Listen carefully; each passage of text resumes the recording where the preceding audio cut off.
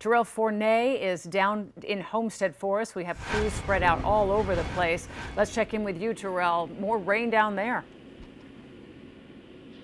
It is sprinkling right now. We've had a couple of those rain bands move into the area, but we're still awaiting the more significant rain bands associated with this hurricane that is approaching. But take a look right here on the ground. This is why you see that pooling, because this rain has been off and on, and even right now it is getting more and more heavy. We're in the parking lot of a strip mall over here. So you see over here, all of those businesses are now shut down. Some of those businesses have hurricane shutters, others don't. And we've also been seeing some police presence out here. They've been driving by pretty regularly, keeping an eye on these businesses because they know that there is always a possibility of people taking advantage of this situation. But even outside of here, we've been as far as the Florida Keys, and here in the Homestead area, Florida City, we've been all over checking things out.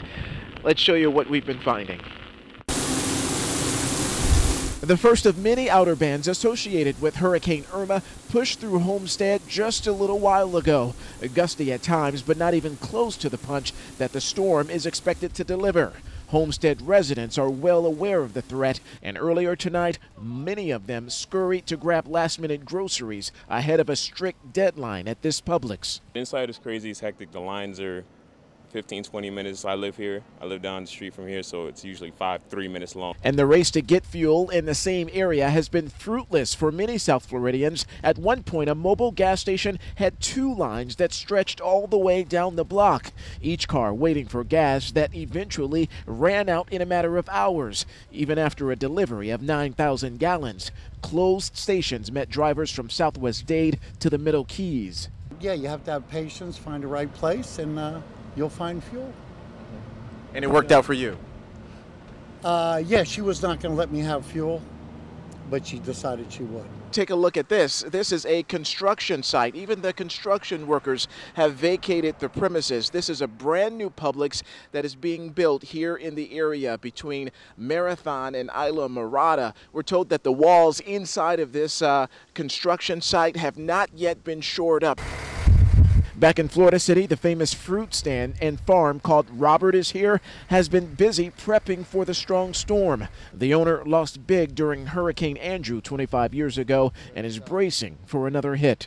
We're winding down. I only have to take in some birds tomorrow morning, and we're doing the final touches of getting everything tied down just like all the rest of us in our community. For now, trailers and box trucks line the buildings of the business, each weighed down with many pounds of soil to help deflect any damaging wind. So anything that can be a projectile, you know, that's the biggest thing. And so we've really made it a point to get everything loose, up, out, wrapped up on pallets, put on the trailers.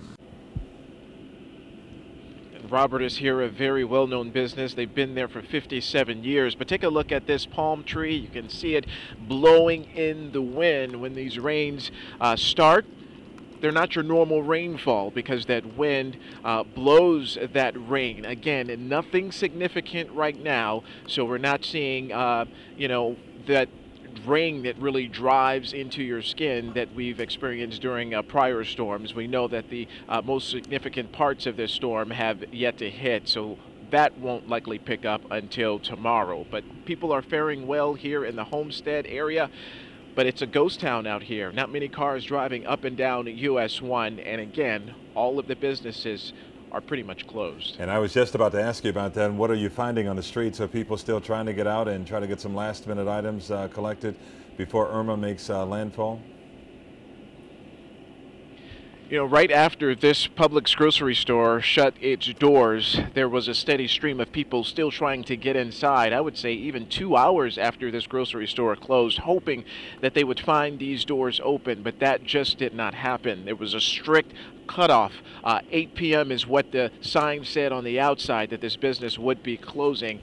And they actually closed a little bit earlier than that at 7:45 because there were so many people inside of that store. When I went inside to walk the aisles just to get a sense of what was inside, all the registers were full. There was a long line of people waiting to buy things. Our Terrell Fournay in Homestead. Terrell, thanks a lot for that. And from